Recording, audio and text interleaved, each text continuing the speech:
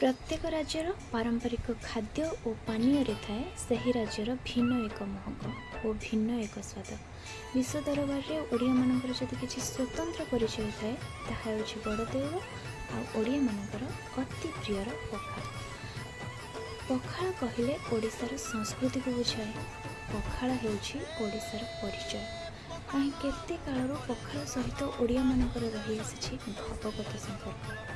पखाल शब्द पाली भाषा पखाड़बार आसी जार अर्थ धोइबा। गरम भात ठंडा हेबा परे ताको धोई से पानी मिसाई यार नाम पखाल। विभिन्न राज्य में पखाल को भिन्न भिन्न नाम संबोधन करमितिक आसाम रे यहाँ पोईता भात, छत्तीसगढ़ में पखाल बोरे भात, एमती केते केते नारे कहुए। ओडिया और पखाल अभिन्न, यह गोटे मुद्रार दुई वर्ष सदृश।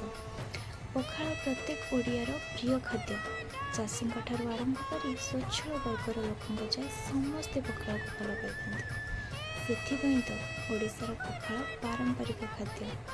ओडिया जातिर मौड़मणि प्रभु श्री जगन्नाथ पखाल समय बाद जाए।